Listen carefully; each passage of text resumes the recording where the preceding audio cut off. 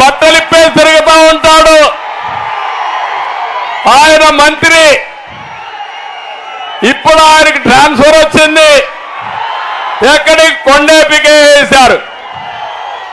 ఎర్రగొండపాడులో చెత్త, కొండేపిలో బంగారం. అవుతుందా తమ్ముళ్ళు అని అడుగుతున్నా మిమ్మల్ని. ఏమమ్మా అవుతుందా అని మిమ్మల్ని అడుగుతున్నా. ఇంకొక ఆయన ఉన్నాడు మార్కాపూర్లో, ఆయన నయీం. వాళ్ళ తమ్ముడు అక్కడున్నాడు, ఆయన చోటా నయీం. ఈ పేర్లు నేను చెప్పడం కాదు, ఈ పేర్లు అక్కడ వాళ్ళే పెట్టుకొని చెప్తున్నారు, పిలుచుకుంటున్నారు. ఇంకొక ఆయన ఉన్నాడు మార్కాపూర్లో, ఇది గిద్దలూరులో. ఆయన నేను పోటీ చేయను, నా వల్ల కాదని పారిపోయాడు. ఇంకొక ఆయన ఉన్నాడు దర్శనం, ఎక్కడ చూసినా అన్నిట్లో వాటాలు. ఇప్పుడు ఆయనకి సీట్ ఏది పొమ్మన్నాడు. ఇంకొక ఆయన ఉన్నాడు ఒంగోలులో, మొత్తం జిల్లా అంతా నాదే అన్నాడు, రాష్ట్రం అంతా నాదే అన్నాడు. ఎక్కడున్నాడు తమ్ముళ్ళు? ఇప్పుడు అడ్రస్ గల్లంత అయిపోయింది.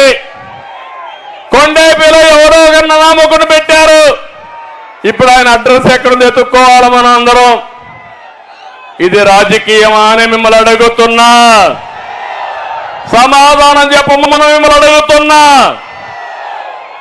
ఒక నాయకుడు చేసిన తప్పులకి ఆయన దగ్గరుండే ఎమ్మెల్యేలు బలిపశువులు చేశారు. ఒక చిన్న కథ ఉంది. ఒక గజ దొంగ కోర్టులో అంతా అయిన తర్వాత ఆయన గురిసిచ్చేస్తారు. జడ్జి అడుగుతాడు, నీ చివరి కోరికేంటో కోరుకోమంటాడు. మా తల్లిని పిలిపించమంటాడు.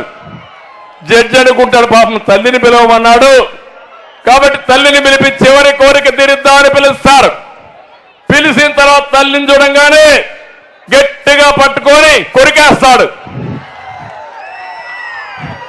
అప్పుడు జడ్జికి ఆశ్చర్యం వేస్తుంది, నువ్వేదో తల్లిని పిలవమంటే నేను పిలిచాను, పిలిస్తే నువ్వు ఈ పని చేసేవేంటని అడిగాడు. సార్ కానీ నేను తప్పు చేసిన మొదటి రోజు చెంప మీద ఒక దెబ్బ కొట్టి ఇది తప్పని చెప్పుంటే నేను గజ దొంగ అయ్యేవాడిని కాదు. నేను తెచ్చిన దొంగ డబ్బులకి ఆనందపడిపోయి నన్ను పోవడం మొదలుపెట్టింది. నేను విచ్చలవిడిగా చేశాను. నా తప్పు చేసింది నా తప్పు కాదు, నా తల్లి ప్రోత్సహించింది కాబట్టి ఆవిడే నేరానికి కారణం అన్నాడు.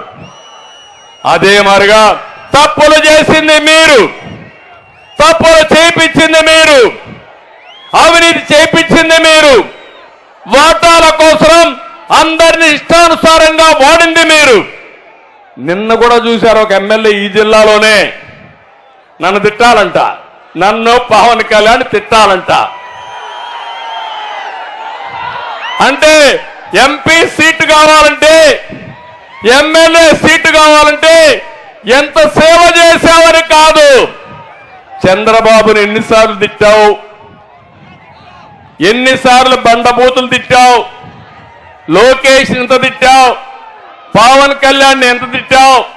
దానిపైన సీట్లు ఇచ్చే పరిస్థితి వస్తే ఇంకా ఈ రాష్ట్రం ఏమవుతుందో మీరే ఆలోచించమని మిమ్మల్ని కోరుతున్నా. కొంతమంది ఎమ్మెల్యేలు అన్నారు, కొంతమంది ఎంపీలు అన్నారు, మాకు సంస్కారం ఉంది, నీకు సంస్కారం లేదు, మేము తిట్టాం, అవసరమైతే నువ్వు సీట్ ఎక్కిపోయినా పర్వాలేదని చెప్పారు. వాళ్ళని గట్టిగా అభినందిస్తున్నా, మీరు కూడా అభినందించాల్సిన అవసరం ఉంది. అంటే ఇవన్నీ చూసిన తర్వాత తమ్ముళ్ళు మీకు బాధ అనిపిస్తుందా లేదా అని అడుగుతున్నా. ఎలాంటి సంస్కృతి ఇది అంటే, నన్ను మా మిస్సెస్ని అసెంబ్లీ సాక్షిగా తిడితే, బూతులు తిడితే వీళ్ళు పెద్ద నాయకులు అయిపోతారా అని నేను అడుగుతున్నా.